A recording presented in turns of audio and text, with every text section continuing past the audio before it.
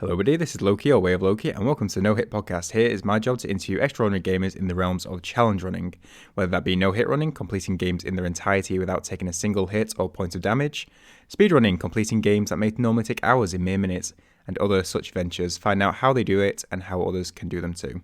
Today's guest is FoxyJira, that's FoxyJira, FoxyJira, on Twitter, Twitch and YouTube. Foxy is a world record level speedrunner, having completed world record runs in the highly acclaimed Shadow of the Colossus, as well as being a current world record contender for the recently released Death's Door, and has also ventured into no hits, having completed Sekiro Shadows Die Twice without being hit a single time, Sekiro being created by the developers of the Dark Souls series, known for their infamous difficulty. He has also appeared and commentated, ran in events held by GDQ, Games on Quick, and ESA, the European Speedrunning Assembly, both massive speedrunning charity marathons. In this conversation, we go through Foxy's approach to learning these runs, the appeal of no hit that drew him to Sekiro, as well as why there is different categories in speedrunning. Hope you enjoy, and this is the conversation with FoxyJira. One last quick thing, Foxy used to be known as FoxyZilla, but has recently changed his handles to FoxyJira. So that's where you shall find him. So if you hear me call him that, that is the reason. Lovely. Enjoy. Right, Foxy, how's it going, dude? Going well. How about yourself? Doing well. First of all, I appreciate taking some time out for this. So we'll go into some of the runs you've done at the moment and world record runs, but I would like to start in what was your first introduction to speedrunning or challenge running or anything that's caught your interest? So my first introduction to speedrunning in general was AGDQ 2014, I'm pretty sure. That was before they had actually started doing SGDQs and the like.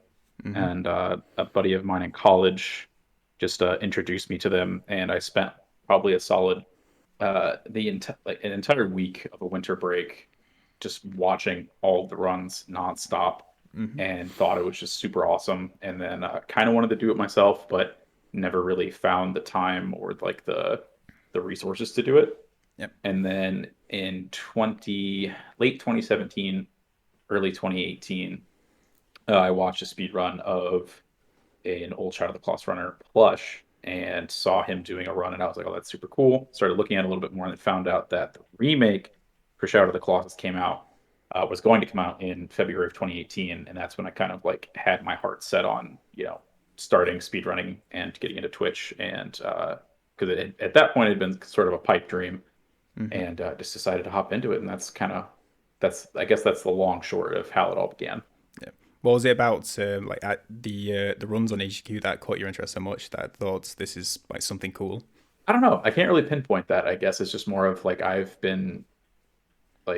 played games my entire life, and to watch people like have that much dedication to be able to play games that well, and having seen, I guess, kind of breaking into like the challenger aspect, I had been watching Lobos Jr. A decent Mm-hmm. amount from his Souls runs, and was starting to get into the Souls series myself around that time, uh, in 2014, Yeah. and really just I guess just the allure of it all, like the challenges and being able to like play at a high level, and kind of the grandeur of it all, to be on a grand stage like GDQ playing for a bunch of people seemed just really fun and awesome.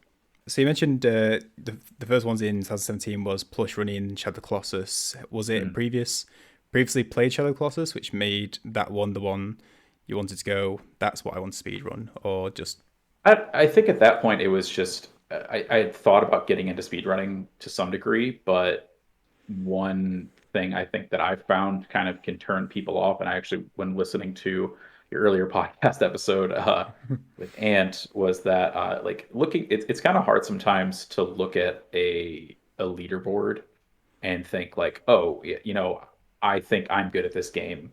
How quickly could I beat it? And then you go look at a leaderboard and you're like, holy crap, yeah, that is a really low time. And you like start watching the run and you're like, holy crap, like I don't know if I want, like it's kind of daunting, you know what I mean? And like yeah, definitely. I'm deep down like somewhat competitive and like want to be the best, and like just at least to some degree, and put my best foot forward, but like trying to dedicate, catch up to that level of play is sometimes it was very daunting to me. And so, as it was a new game coming out, it was a game that I was very familiar with and had played quite a bit since close to its release back in like what, 2005. Mm-hmm. it was something that I felt like it would kind of be like a fresh start, and like I wouldn't have to kind of crawl my way to the top, I guess, Yeah, and have to yeah. catch up. So, yeah.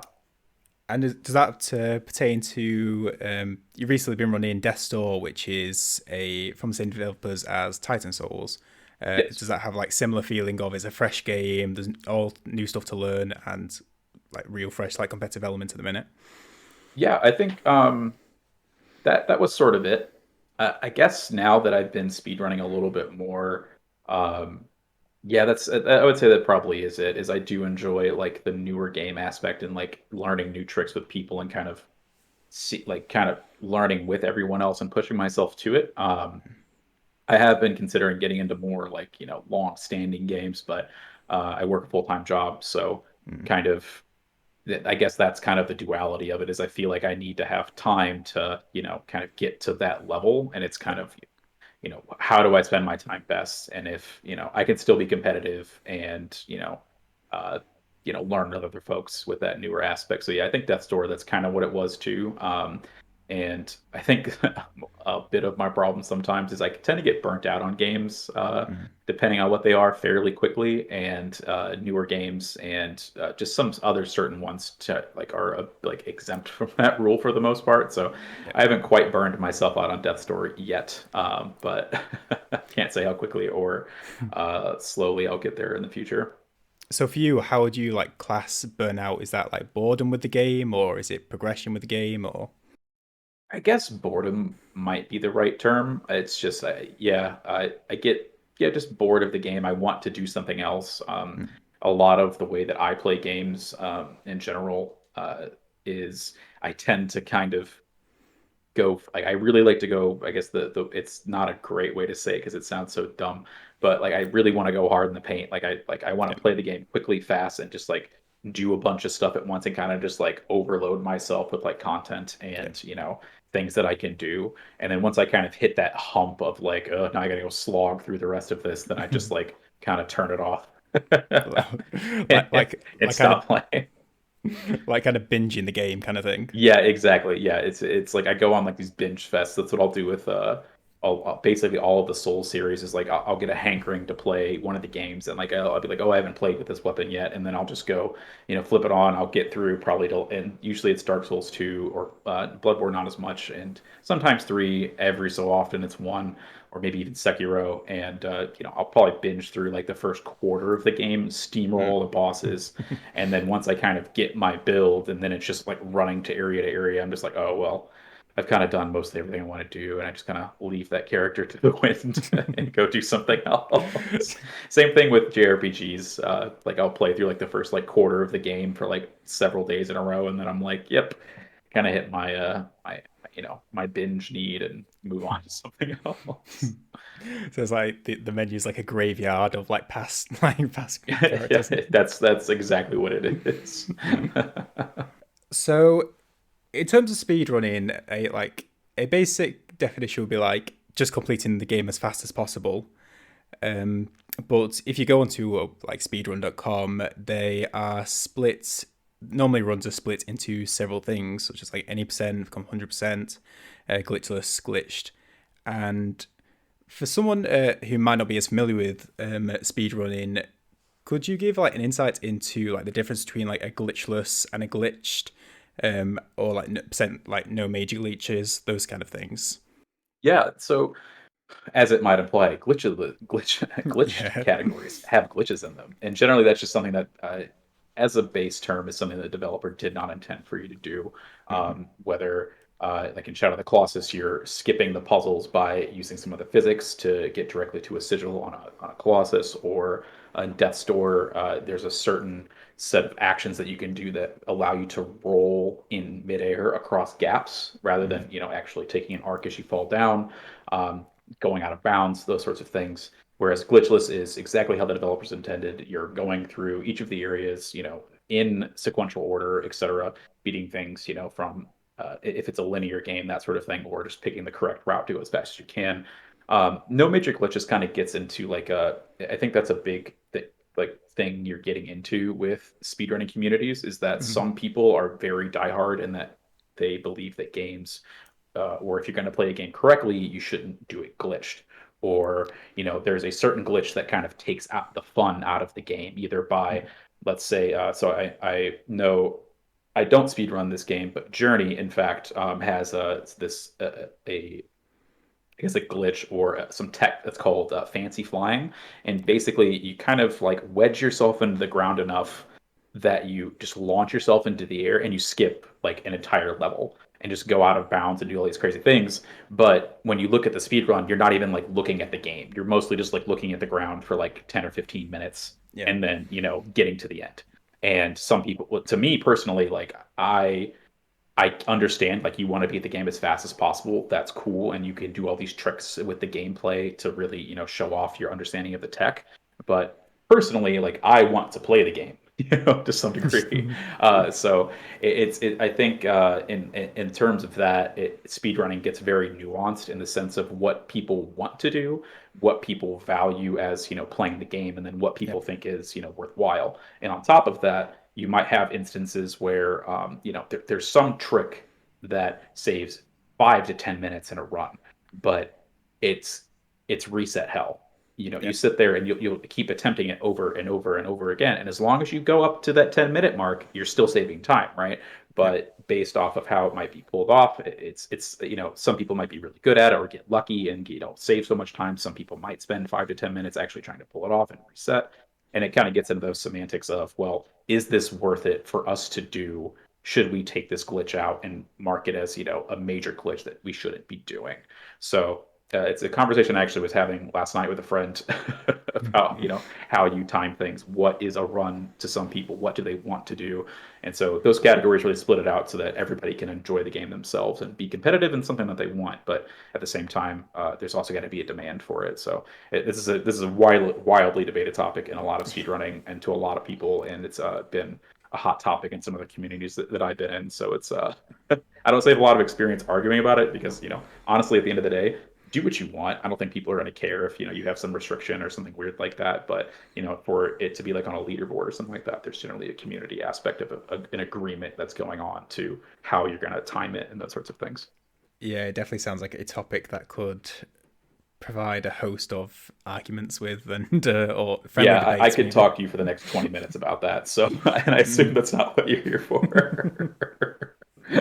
um, so to take a little bit from that, it seems as though that having them split into categories is a really nice way of combining like the fun aspect of speedrunning, allowing people to run the games as they like would enjoy them, being able to play them. Because I think an example that I've seen in a speedrun documentary or YouTube video was in GoldenEye, which is like a very very old game, one of the first speedrun games I think, where they found out that if they looked down, that meant the character moved faster because there was less frames. But nobody wanted to run it like that because they were just staring at the feet for the entire run. So I Yeah, think exactly. That so is like exactly it. so it's like categories that sounds like trying to find that combination of which where people find the most fun and what technically is the fastest way of completing the game. Exactly. Yeah. What's the most fun? What gives you the most enjoyment out of it, but also, gives you, and sometimes it's the challenge too, what is too challenging or not, yeah, Mm. that what reaches that level of fun to challenging and that kind of, toes that line more or Mm. less.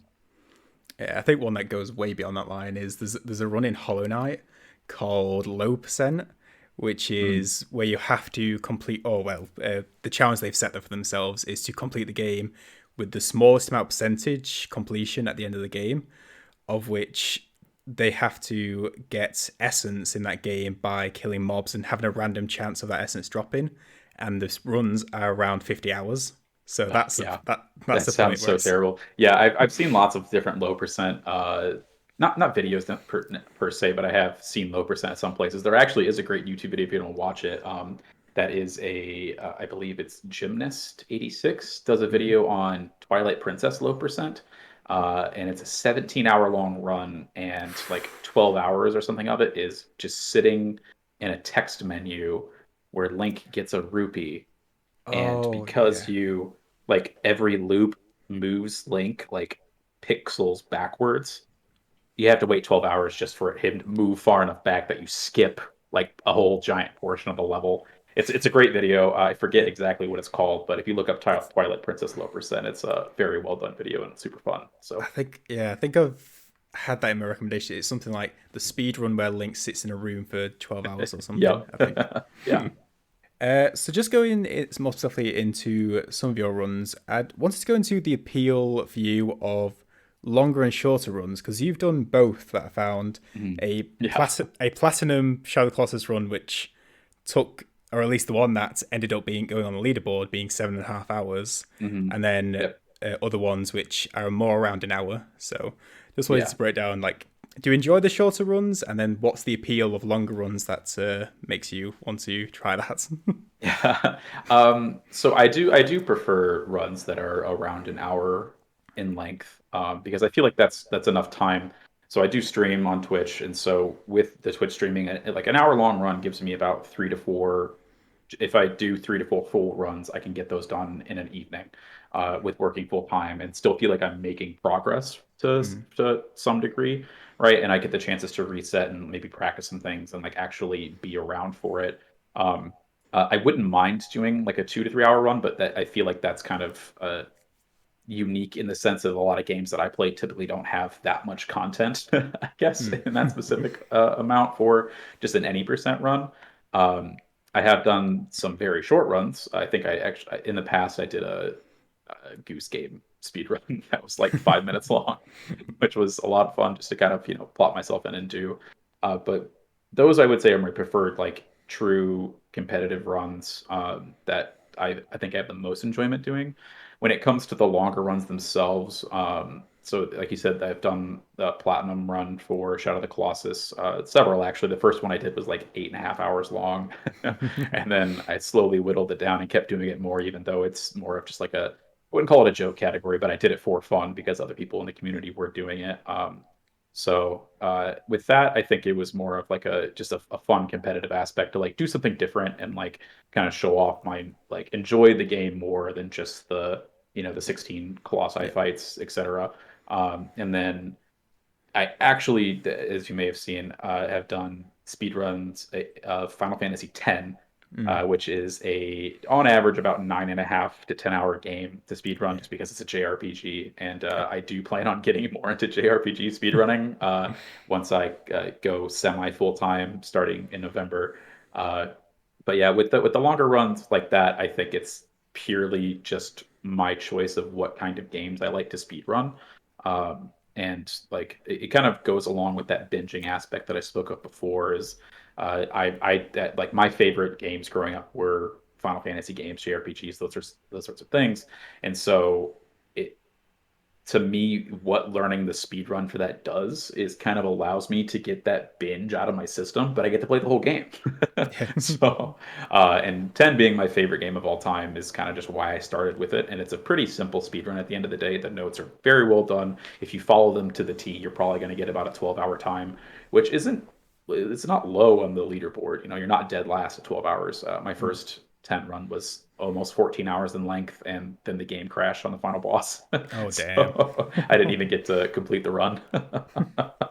So yeah, with the longer runs, I think it's just more of either for fun or games that are really important to me at the end of the day. Mm. That I want to play them, so that gives me that opportunity to do so. So So did I sense a bit of like laughing to hide the pain there?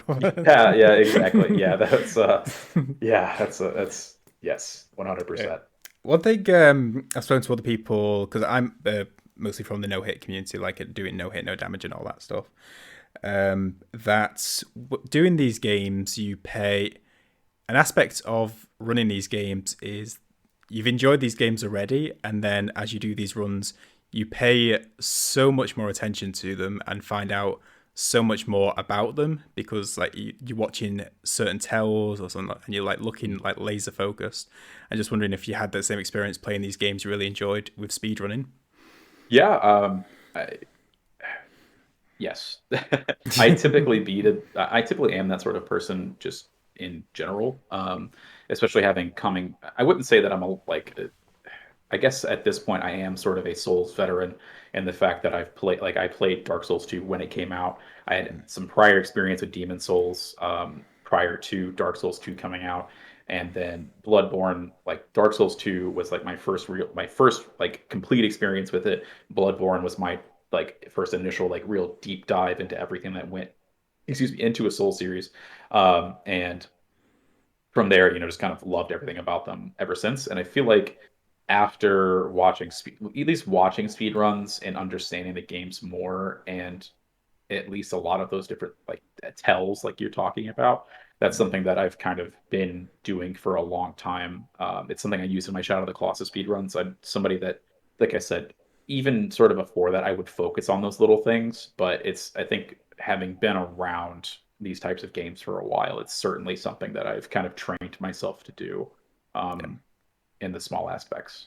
You talked about for having the hour runs is really useful for being able to do multiple runs per stream, even with some resets. And within speedrunning,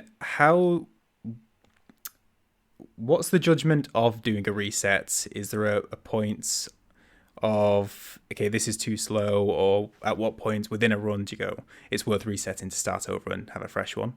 Yeah, so I think the simplest thing there is just for me, it's timing almost always. Thanks to resources such as live split or just times splits in general, or how like segmenting a run for the most part, I understand what my best time is in that segment, where I can get improvement in later in the run. So let's say for example, in Death's Door, there's a set of skips that recently, like I know I have about a minute or two of time save in them, but the skips themselves are a little wishy-washy and whether I'm going to get them first try or not. And so I know that like if I lose a minute there, that I have another minute of time save in my two segments later, Yeah. basically, that I can make that time back up and still either get a PB or get close to my current PB. And Yeah. at that point, it's kind of just analyzing where can I save time, what's my average going to be of losing time, am I going for a PB or not? If I am, then well, that's a wash. I'm either practicing this until I get it to make sure I'm fresh, and if I do it again next run, then it's not going to be an issue. Or am I just going to finish out the run because it's the end of the day, more or less? Yeah. So Yeah. I guess it's like it's the same as a hitless run in the sense that if you get hit, am I still going to be able to PB later because maybe you got 3 hits on giraffe, but you took 4 hits on armored warrior, but you took 3 hits on giraffe that you can get rid of Yeah. Yeah. later, that sort of thing. So So going into Hitless Run, that's a good little segue. mhm. What was the pull or the stream or anything what was thing that you saw that meant that went, okay, let's try no hit running for a bit. So let's go into this because you've done Sekiro, Shura, no hit, correct? Yes, just Shura for the time being. We'll be doing Immortal Severance at some point, Mm. despite my best interest for my heart rate. I yeah, so I had watched Hob for a decent while, on and off because he was doing the God Run stuff, Yep. or the God Run 2 explicitly, and I thought Hitless was pretty cool always, and it always seemed like a little bit too much because it's definitely something that stressed me out a little bit more than just doing normal speed runs, I Mm. guess, because it's just so much more. Like you can make a mistake generally in a speed run, and 90% of the time it doesn't cost you, you know what I mean, the Yeah. entire run, more or less. Whereas if you make a mistake in a hitless run, well, you're getting hit and that costs the entire run. Yeah. I It's like guess that one and it's done. yeah, exactly. So that's kind of I guess the trade-off there. And so the hitless like at that point wasn't super appealing, but I think a lot of what was happening at that time was Hob was either resetting at Sekiro, or it was resetting the God Run 2 at Sekiro, or playing a lot of Sekiro, and I thought Mm. that was a lot of fun. I actually tried to start speedrunning Sekiro when it came out, but because of the whole full-time job gig, and personally I had a lot of issues learning Sekiro when it first came out just because it was so different from Souls games, and like Yeah. trying to change my mindset of don't roll through things, you got to block it, like and learning the timing and everything was just a huge undertaking for me. And, I was only practicing, every other day or trying to do runs every other day just to keep up with whatever else is going on in my life. And so I just really couldn't keep up with a lot of I wouldn't say the full-time streamers or people that were really dedicated to it. So I kind of just set it down after I did my casual playthrough and was like, yeah, it's just stressing me out a lot. I'm not really getting as far, like as much progress as I want. So I set it down, but I really did enjoy it. And so after being able to watch Hob doing that for a while, actually, as Ant said, I started watching your videos, kind of getting curious about it because I wanted something a little bit different from speedruns. Games that I do speedrun, I feel like are not niche in general, but they are fairly like if I want to speedrun a game, I have to really like feel sort of a connection to it, I guess. And like there's got Yeah. to be something about it that attracts me to play it more and a lot, and have a lot of fun with it. And so Sekiro with Hitless, it gave me the opportunity to kind of like get better at the game, but also a bit of a challenge that wasn't necessarily like speedrunning to, the fact of learning all these different things. And as I played it more, like you said, I did even though I already had understood some things about the game, my understanding just went way through the roof of like how everything actually worked, and I enjoyed it so much more.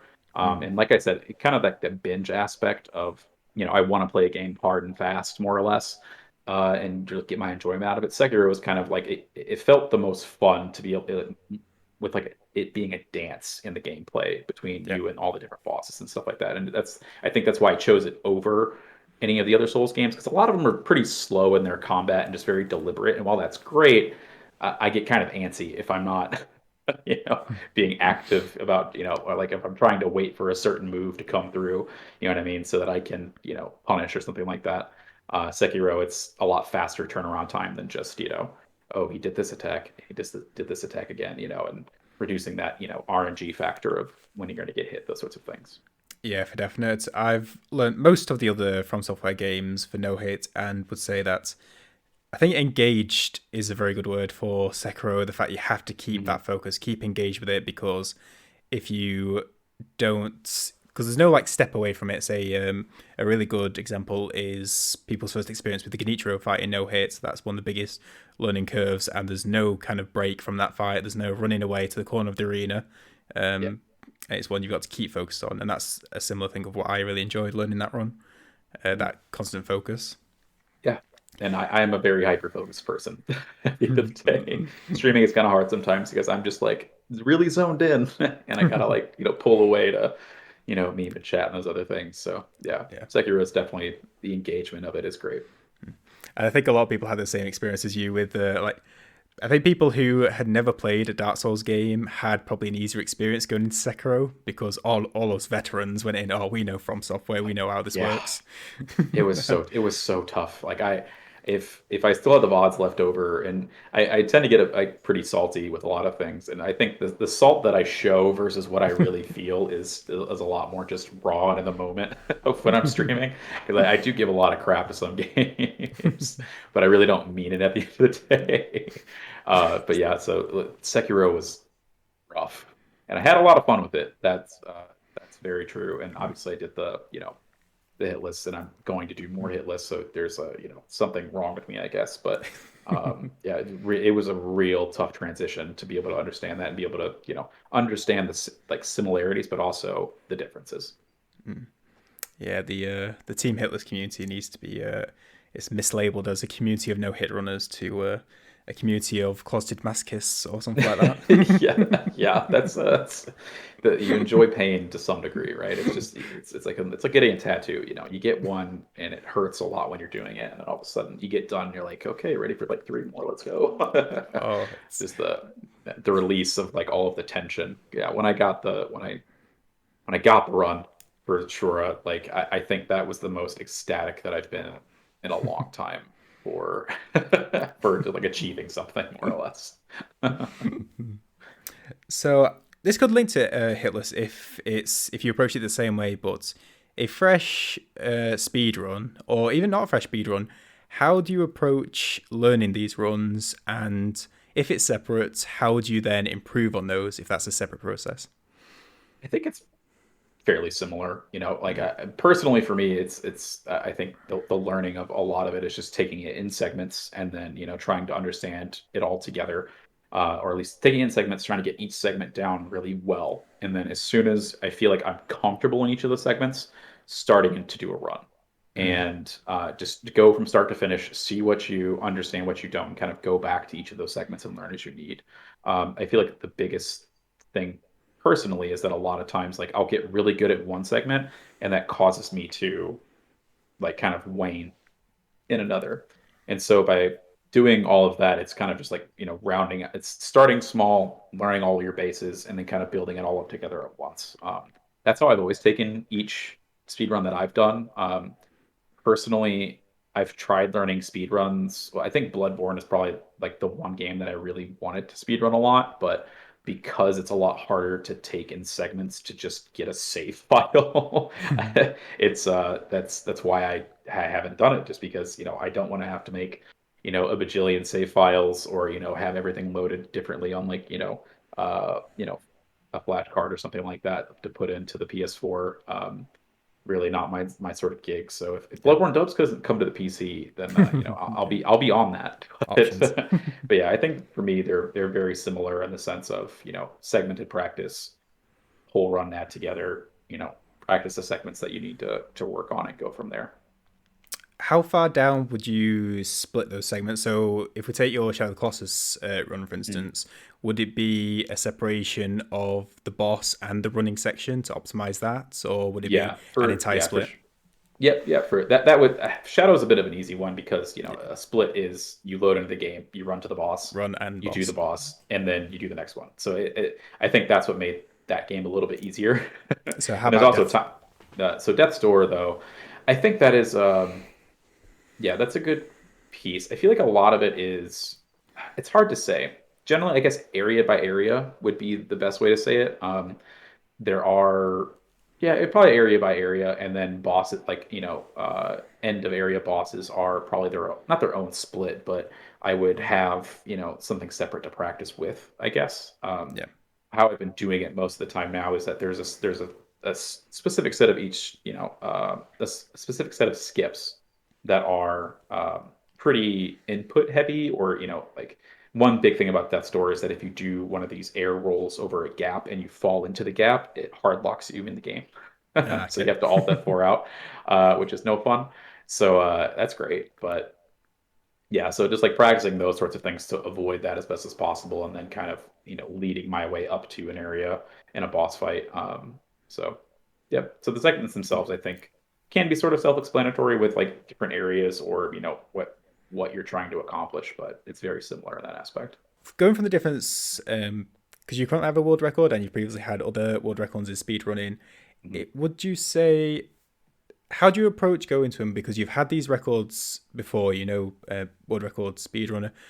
Approaching a new run, would you or do you look at your own PB and how to improve each segment, or are you always looking at the top? How do you like? What's your mindset towards approaching a new game or a new run? I guess a new run itself, I think I would like a lot of what a lot of runners do is just go for goal times. Mm, So, I may want to be at the top of the leaderboard at some point, but really it's about again that sort of segmented practice of being able to can I just complete the run, yeah. Sorry, just for someone who might not know, because gold split is the best time you've ever done in that split in that segment of the run. Correct. Yes, yeah. Yeah. So, Okay. going for new golds, understanding, where the time saves are. Sometimes in some speed runs, it is useful to, you have to learn new mechanics as you're going into it. So maybe there's a bit of a safer strat um, that that you can do every time and not lose time by trying a risky strat over and over again. Like I mentioned before, maybe there's a skip where you save 10 minutes, and if you're just trying the skip for 5 minutes, you save 5 minutes of that 10 minutes, you're still saving 5 minutes over just doing it in a normal route, Yeah. etc. So I think at that point, when it comes, if you're wanting to be at the top at a top level, it depends on a lot of your comfort. I feel like a lot of people just either want to do, and I guess a recommendation of what what you're trying to do with the game. In Shadow, a lot of new players seem to think that it's to their benefit to do a quote unquote easier strat, just so they can get it done, and that's fine. But I guess it's just how competitive do you want to be at the end of the day? And for a Mm. world record, it's really going to be different for every game. In Shadow, I would say if you're gonna go for the world record, just start learning the hard strats right away because it's gonna be to your benefit to have that mechanical knowledge and that muscle memory. Whereas, like I said, those some games you really need to start building up just a general knowledge of the game and do easier things first and progress to help your full understanding. So it really does vary from game to game, but overall, if there is a community and it's something that they recommend, I would follow their advice because it really does, vary wildly from game to game. So I was gonna say, so like the community aspect of speedrunning, I imagine it's very like the no hate community, which is part of, is very like communal. I know that part of community Mhm. word, which is handy, but Yeah. like it's sharing information. I imagine speedrunning is the same, but just with like an added dash of competitiveness between you all. Would that Yes. be correct? Yeah, I think that's I was thinking about this earlier. Speedrunning itself, yeah. I think that competitive aspect of it it can lead to some negative things, but overall, everybody is positive because we're doing this because we love the game that we're playing. Mm, If somebody told me they hated a game and they hated speedrunning it, or like, they hated the game, but they wanted to be good at it just to get a top time, I'd be like, well, why are you speedrunning this game at all? Like, why are you even doing this? You know what I mean? yeah.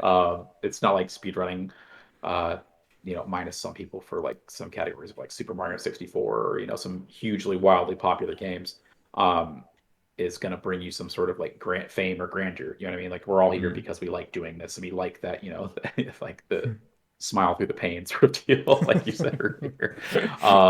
And so yeah, it really is. All the communities that I've been a part of have been very communal and very nice. And like if I find a strat or learn how to do something, I there's nothing stopping me from sharing it with somebody else. Like, why would I hamper that knowledge? Yeah. That would just be a dick move. Yeah. You know what I mean? Because we're all in this together. So if it kind of would suck because if everybody kind of kept their secrets to themselves. Because personally, I suck at finding new skips, tricks, etc. I'm not a very good glitch hunter. I'm good at learning or decent at learning what other people do and kind of emulating it. And from time to time, because of that focus I mentioned earlier, like, and you were mentioning like those little things that you might notice or see that might help you give you a tell on how to Mm, do a trick or beat an enemy, etc. I can notice those things from time to time, and that makes it easier.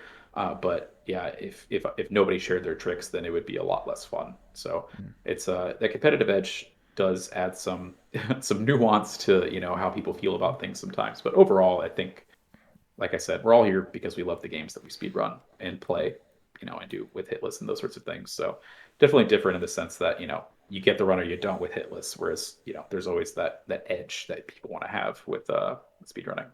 Yeah, that theme of there's always a potential improvement, whether that be a second, a minute, or depending on the Oh speedrun, yeah, an hour potentially. yeah. It's a never ending game, and it's hard to understand when you're kind of done.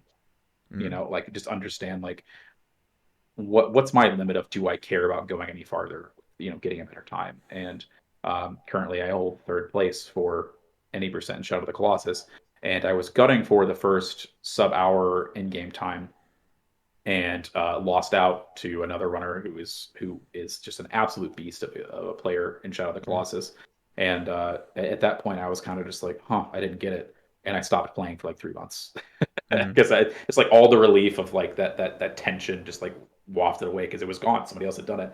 So I felt happy with how I played, and I know I can play that game well. So it's at that point, I think it's harder to decide for a speedrunner, but it is a good understanding to have of how far do you want to go with this so you don't either get burnt out too much or you can keep still having fun but you're not going too far as to wane in your want of helping others and all that other sort of stuff.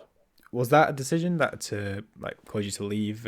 I mean, I say leave, but like Shadows of the Colossus, but you still do various things with it, um, like commentator, which we'll go into in a sec. But uh, was that decision that influence like moving away from Shadow of the Colossus into other like ventures, or was it other So degree? at that point I had been running the game for what it's end of 2021 now, so almost 2.5 years Hmm. exclusively. Oh, Um, okay. and so I think at that point it was just like I was already starting to kind of burn out, and I was just kind of forcing myself forward to try and get this goal. And I was only doing like maybe 6 runs a week, two every other night at most, Mm. along with playing other games on stream. And I kind of just I think I was starting to burn out pretty hardcore at that point. But yeah, I was already starting to burn out pretty hardcore at that point, and I think that was just kind of the straw that broke the camel's back in that sense. So I still like am actively involved in the community and those sorts of things. But I just wanted to take a break to kind of, decide when it's my time to either come back or, kind of just take the back seat and let other people have fun with it and try to give advice as I can. So speedrunning, I would say, is one of the biggest parts of the live streaming space. Um, shall we start that way? Would you first agree with that, or? I think so. I think, yeah, I would say so. That or yeah, yeah. I guess I don't really break out too much besides speedrunning for the most part. I do know a few streamers that, challenge running, I guess, it just in general is something Mm. that, we experience a lot of, but yeah, I guess a lot of casual games I don't really explore too much. So yeah, I think so. Yes, that was a really long-winded of me agree way of me agreeing with you. It's fine. So, from your perspective as a speedrunner, what do you think the appeal of is for viewers? Because there is an enormous demand, of course, like in the live streaming space, for people to watch these speedruns. What do you think that appeal or aspects of that appeal is for people watching, or why people like tune in every day? Yeah, I think a lot of the initial starting points for some people are the fact of, I think, and Ant mentioned this in the previous episode, was it's people really love to watch other people play the games that they loved and kind of share that experience. And then Mm. at the same time, watching somebody else just like absolutely demolish a game that, you grew up with and possibly attract you into playing it more like them, is just something that people are innately drawn to. Mm. So I think that's the biggest thing is, watching somebody else like do these crazy things with a game that you love. And then I think the next portion is probably what keeps people coming back is the community aspect of all of it. So speedrunning in general, like we just talked about, has a very strong community. Challenge runs, Hitless, etc. All a very strong community. So by being able to like enjoy all of that with people online, in times like these, Yeah, definitely. it really like adds to that enjoyment of all of it to really do more than just watch somebody every day, I guess, just purely because there's somebody you like, watching like a television show or something. And I can't just narrow it down to streaming either. They're like, I think over the last year and a half to 2 years, the YouTube aspect of speedrunning has had just as huge an increase. The amount of like speedrunning document or like story videos would maybe be a good Mhm. point, like Yeah. around videos like that. And YouTubers such as Cal Jobs, who has a channel dedicated around speedrunning and challenge running, which is very interesting. And then, although I will say that a lot of videos that get the high views are cheating videos and Yeah. like Yeah. People rage like videos. drama. Yeah, it's just like if there's a video saying cheater exposed or anything like that in speed running, God, like bring on the millions. Yeah. And Mhm. the rage, and obviously the rage compilations. I don't think there's. I think we've all been on like the midnight binge of some of those. Yeah. Yeah. Yeah, it's a lot. I think just yeah, like you said, people have really had to turn to the internet a lot because of the pandemic, just in general. And that's honestly like shadow speedrunning was I don't say it was kind of dying out in early 2020, but it was definitely in a bigger lull. Mm. And thanks to the pandemic, we almost doubled or tripled our numbers, which, going from like 5 people to 15 isn't crazy, but It's it yeah, does add a, it's it's triple. enough to make a big difference, in how you are perceived and like kind of the reach that you have with like, all that different stuff. So yeah, it's the pandemic had its positives and certainly, all of its negatives. So Yeah. it's kind of a weird dichotomy in that sense Mm. of, people like us who've been on the internet for a long time, everybody else joining us, I guess. Here's one thing I am enjoying though, the seeing the spread towards, I won't say mainstream because I think it's still far away from that, but Mm. in terms of large scale or wider viewed events such as GDQ, for instance, of which you've experienced commentating, and another one that you've run in, is it ESA? Yeah, so I did an ESA, which is the European Speedrunners Assembly, for their COVID piece, and yeah, commentary for GDQ, and I've done two GDQ hot fixes, which is just like their weekly like showcases and stuff like that. But yeah, not definitely not as big as a full GDQ event. It's something, isn't it? it, It's it's it's it's something, but yeah. yeah. I've done small amounts of which I was a tad nervous of.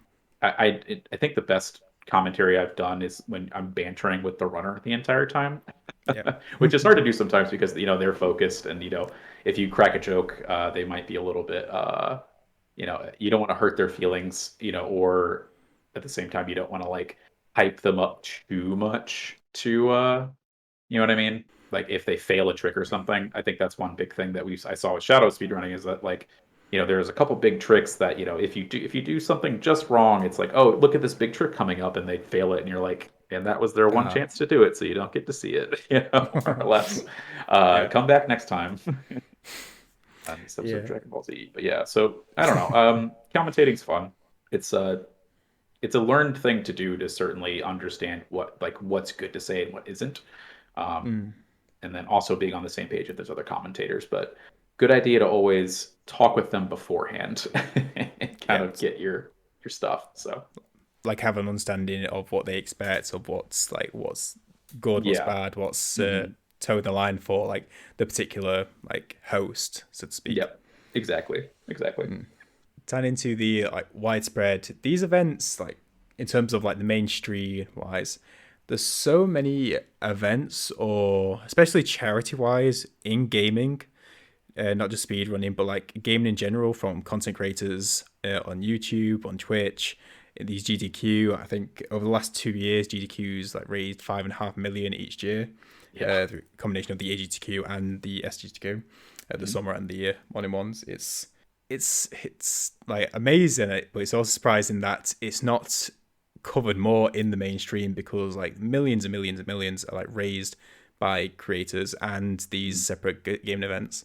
So I don't. Would you like? Do you think there's a? I know this is like separate, but like a reason why it doesn't break out as much? Is it just because it's gaming, and gaming is like traditionally or typically known for kids or stuff like Yeah, that? I think that's definitely it.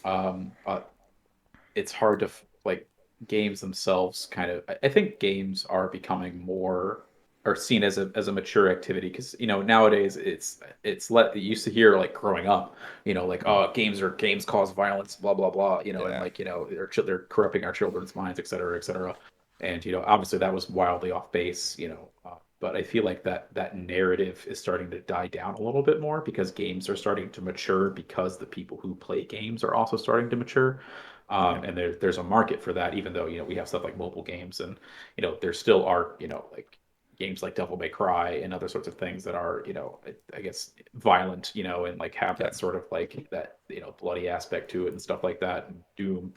Mm. But great games nonetheless. I'm not trying to say they're bad, but that could hold to that narrative. But as we're kind of starting to reach that tipping point of it's just becoming more normal. I think in the next 5 to 10 years, it's going to certainly be a lot more in the spotlight. I guess I think it's just hard now to realize that, and a lot of people don't want to accept that. And I think it's not necessarily that people are also actively shying away from it. It's just I think there are other things in the world that do similar things but don't are on the same level of like it's not in the forefront of everybody's mind, like you Mm. know uh I guess I don't really know that much about charities in general, but companies will donate you know x millions of dollars every year to charity, but they put out like a media response to that and it's Yeah, show that they're doing that, whereas for gaming and gaming events it's just a lot of word of mouth, yeah, and it really doctor like how many people are subscribed to the or follow the Doctors Without Borders Twitter, yeah. and are like, thank you GDQ, and all you gamers for donating another $2 million, those sorts of things. Like they love GDQ because of how much money like that people give, Yeah. um, but I think the PR aspect of it just isn't there yet.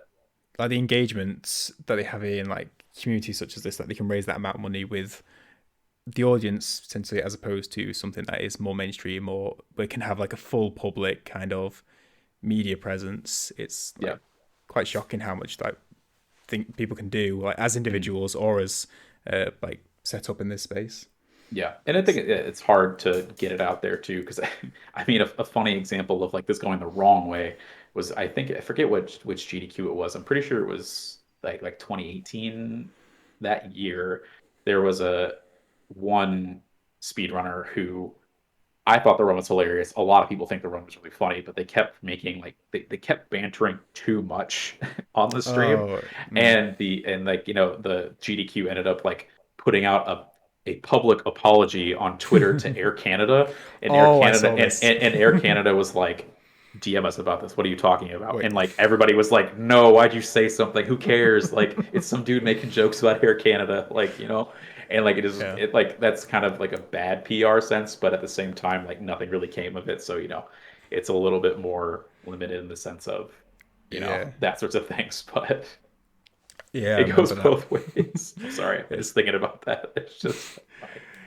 yeah, they were making jokes about Air Canada, and I think like the PR person at GTQ or whichever event host it was, Mhm. it might be, they may have overestimated how far-reaching the stream was going to be. Yes, and So, it was, yeah, they way overestimated it because literally nobody outside of GDQ or some speedrunning communities had any idea about what that was about. So, yeah, I think that kind of shows like, yes, there we do good, but at the same time, obviously, like we don't have like the media presence that we do, that other companies do. I guess as a general community, because we're also segmented, right? It's not like it's one company doing all of these things. yeah, It's yeah. so many different communities coming together, and you can't just be like, yes, like we don't have one representative. You know what I mean? Mm. To do those sorts of things. It goes down to so many like speedrunning itself is its own niche, very very niche thing, and its own community. And then there's like micro communities within like separate games, and then there can be even like niches within those micro communities, such as like the categories like we talked about. It like Mhm. goes can go so far narrow down. Yeah, If you had one piece of advice for a new speedrunner, what would it be? I want to. Go. No, I was just gonna say if you want to speed run, there I would personally say pick your favorite game almost and try some stuff, or look up some of your favorite games. I think that personally for me is a lot of like where like I wanted to speed run is I wanted to play these games better and have that competitive edge with it. And a lot of the games that I do speedrun or like have been drawn to speedrunning are my favorite games. Now I won't say that for everybody because some people, don't want to ruin their favorite games, more or less. But that's where I kind of, dipped my toe in to start and kind of explored that space more or less. So with challenge running, imagine a lot with speed running, there can be moments where the universe can either be with you or against you in terms of like potentially RNG. Can you think of a moment where either it saved the run or ended it horribly? If one thing comes to mind. Gee, man. Several times in Death's Door, I've just been gang banged by enemies a lot and not in a good way. It's been very salt producing. Um, I was on a sub-hour attempt for Shadow of the Colossus over a year ago now. Um, and I was on the second to last boss and I messed up a skip a couple times in a row, and Mm. I ended up 7 seconds off of a sub-hour time, or 8 seconds. It's an hour seven. So yeah, I think the just moments like that where you just don't pull through, I think is my biggest thing.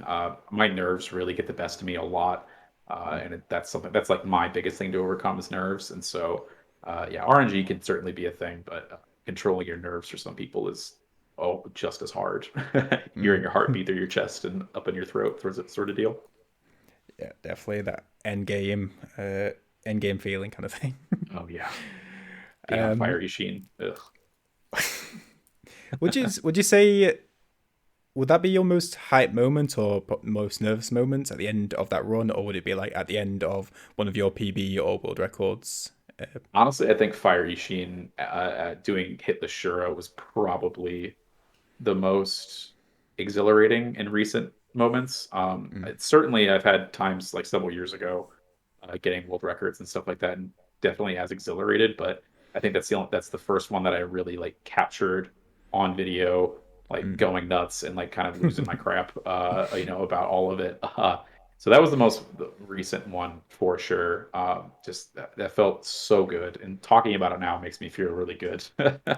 Just because Hitless in itself is so much of a different aspect, and yeah, just keeping myself like learning to keep myself under control in that aspect, that with that game was just so much. If one game could be released tomorrow, whether a game that's been announced, unannounced, or a sequel to a game that you don't think will happen but would like to be, what game would it be? Okay, I have two answers. Hmm. So, well, I want to say three. So, Ant also said this. Elden Ring's already coming out. We know Elden Ring's coming out. I'm not going to say Elden Ring because we don't need Elden Ring tomorrow. It's coming in January. It'll be fine. One game that I really, really want to play that's just kind of been in the back of my mind for a long time. It's a game called Little Devil Inside. Hmm. I'm starting to get a little scared because it's been in kind of dev hell for several years now. But I don't know, Okay. just something about the game just kind of like interests me a lot and just kind of seems like a lot of fun to play.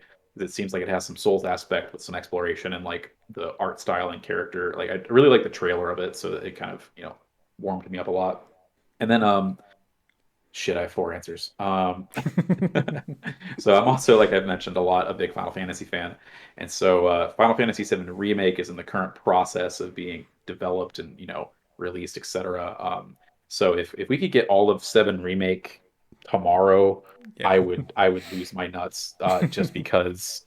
So Final Fantasy VII was like my first real foray into video gaming, where like that was the game that got me into video games in general, and so I was one of those people when Seven Remake came out and like watching the opening cutscene, like almost crying, more or less, basically. So I'm really excited to see where they go with that, but also really apprehensive because Yep.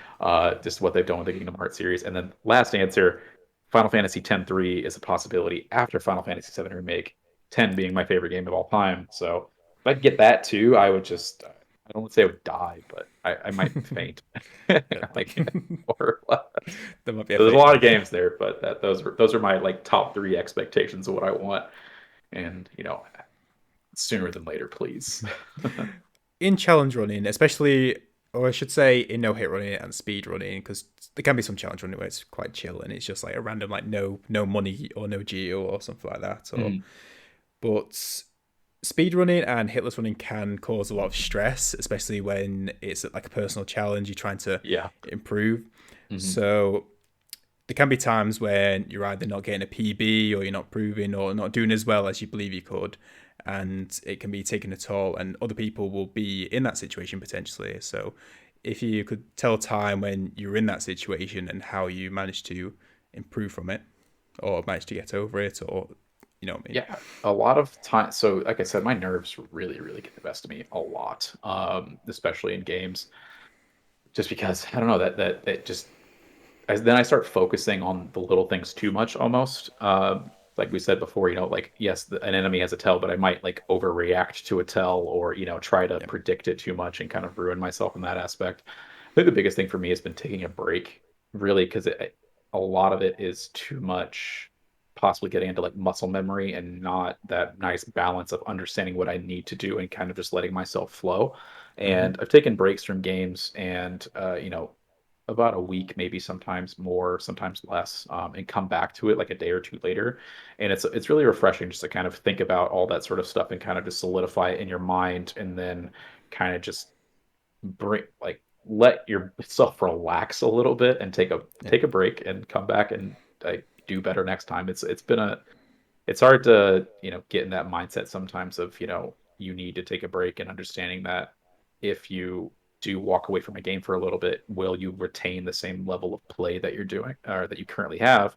But I've seen a lot of the times if you are well practiced enough, you're going for a top time, or you have a low PB, in like a hitless game, taking that slight break really helps you just compose yourself and understand, take a step back from everything that you're doing and kind of understand the the run as a whole.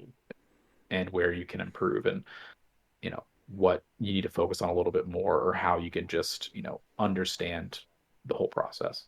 Yeah, definitely. I can have personal examples of that where in like fresh or new runs that I've learned when I've just gone through a video and learned the strats and learned how to do certain things and I've gone away from them and come back. It's basically been an entire reset, but a run that I've learned in depth or understood, like understand why I'm doing this dodge, why I'm doing this movement, why I'm doing this.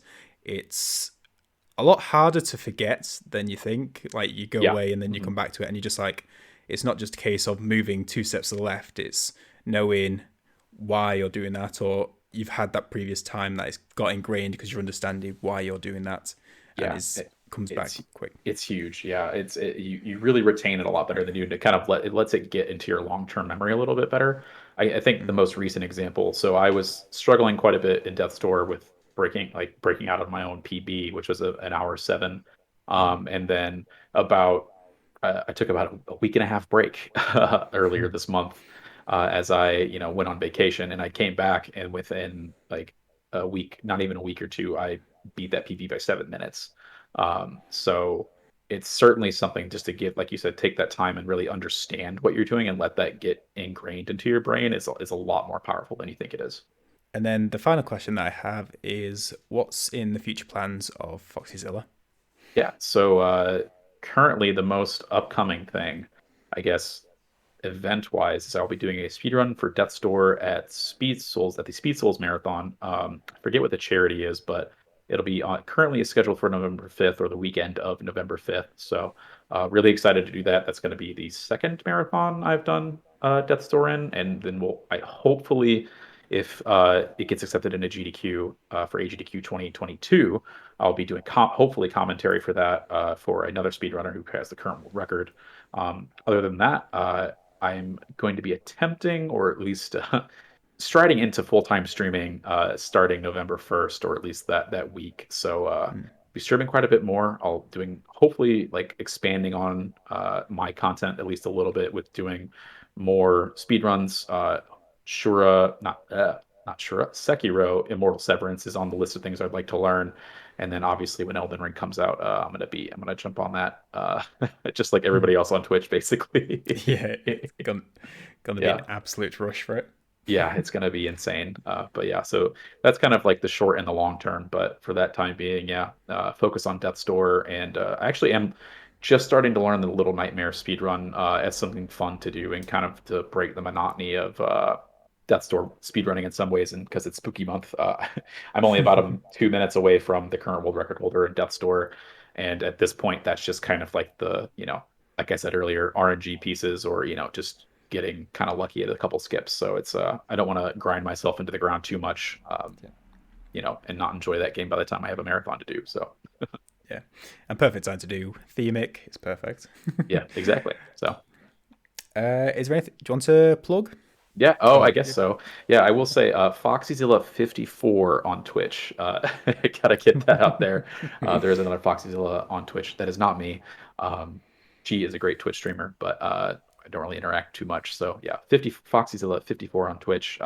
Foxy Cleo on YouTube. I try to post most of either PBs or random things, clips, etc. on YouTube. I think I have some pretty funny meme videos that I've made here and there, and I plan on putting some of my top scare moments, I guess would be the best way to put it, from Twitch clips onto Twitch. They're really good. I watch. It seems sort of vain of me to do so, but I rewatch my own Twitch clips because I like laughing at myself with how scared I get sometimes. It's But yeah, oh, it is a weird thing when you do this sort of thing when you like watch your own stuff back and you're just like, what would like you like see an outside perspective of what you're doing and you're just like, yeah, at least I get confused of what I do. yeah. You're like, what's going on? Yeah, I think it's also a good way to like analyze yourself and like at least understand, I guess, how you act. You know what I mean? Like you're not being too weird, or like I Yeah, don't want to say like definitely. you're acting too weird, but just kind of like when it comes to presentations and stuff like this, to understand how to compose yourself better, and reduce the number of maybe ums you're saying, and Mm, those sorts of things. So a lot yeah. of what I've learned is taking pauses instead of saying is a really powerful way to communicate with people sometimes. But it's not related to gaming. That's just related to presenting yourself in general. When you're streaming, just be full on emotional and salty because people love it when you're angry, and it's No, more fun for them sometimes. At least that's what people tell me. So yeah, I don't think you're wrong. Not wrong. Lovely. Well, Foxy, again, I appreciate taking some time out for this. I hope you enjoyed. I've really enjoyed it. yeah, sounds great. Thank you so much for having me. Really appreciate it. No worries, and I hope everyone's enjoyed it, and we should catch you later.